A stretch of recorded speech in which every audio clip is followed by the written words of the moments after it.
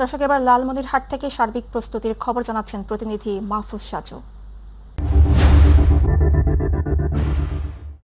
ধন্যবাদ সাবরিনা। আপনি যেমনটি জানেন যে আর মাত্র একটি দিন পেরোলেই কিন্তু সেই প্রতীক্ষিত ত্রয়োদশ সংসদ নির্বাচন। এই ত্রয়োদশ সংসদ নির্বাচনকে ঘিরে সারা দেশের ন্যায় লালমিহাটের আসনগুলোতেও কিন্তু নির্বাচনী সরঞ্জাম ইতিমধ্যেই পৌঁছে গেছে এবং এগুলো কিন্তু আগামীকাল থেকে বিতরণ শুরু করবে বলে জানিয়েছে আমাকে নির্বাচন কমিশনের কর্মকর্তারা। আর পাশাপাশি আরেকটি তথ্য দিয়ে রাখি, লালমিহাটে কিন্তু 5টি উপজেলা নিয়ে মূলত 3টি আসন গঠিত। লালমিহাটের হাতীবান্ধা এবং পাটগ্রাম উপজেলা নিয়ে লালমিহাট 1 এবং কালীগঞ্জ এবং আদিতমারী উপজেলা নিয়ে লালমিহাট 2 এবং লালমিহাট সদর আসনটি লালমিহাট সদর উপজেলা নিয়ে গঠিত। আর এখানে মোট ভোটার রয়েছে 11,44,495 জন এবং মোট ভোট কেন্দ্র রয়েছে কিন্তু 386টি। আর এই 386টি ভোট কেন্দ্রের মধ্যে গুরুত্বপূর্ণ হিসেবে 111টি এবং অতি গুরুত্বপূর্ণ হিসেবে 107টি ভোট কেন্দ্রকে চিহ্নিত করেছে প্রশাসন। আর সীমান্তবর্তী জেলা হয় এখানে সীমান্তবর্তী কেন্দ্রও রয়েছে 64টি। এদের মধ্যে গুরুত্বপূর্ণ 15টি এবং অতি গুরুত্বপূর্ণ 25টি কেন্দ্রকে বিবেচনা করা হচ্ছে।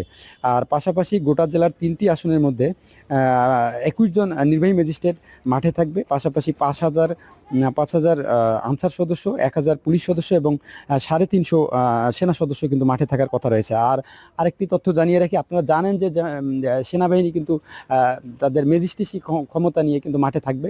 তবে লালমিহাট যেহেতু সীমান্তবর্তী জেলা, সে কারণে সেনাবাহিনীর তরফ থেকে আমাদেরকে জানানো হয়েছে যে যেহেতু সীমান্ত আইন অনুযায়ী বা আন্তর্জাতিক আইন অনুযায়ী কিন্তু সেনা সদস্যরা সীমান্তের 8 কিলোমিটারের মধ্যে তাদের অস্ত্র নিয়ে মুভমেন্ট করতে পারে না, যে কারণে তারা শুধুমাত্র সদর উপজেলায় এটি তাদের দায়িত্ব পালন করবে।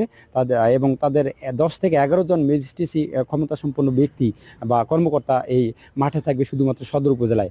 আর অন্য উপজেলাগুলোয় অন্য যে 2টি আসন রয়েছে সেই অন্য 2টি আসনে কিন্তু তাদের স্থলে বিজিবি সদস্যরা কিন্তু দায়িত্ব পালনের কথা রয়েছে। তো এই ছিল লালমিহাটের নির্বাচনী সরঞ্জাম বিতরণ এবং নির্বাচনের সর্বশেষ খবর।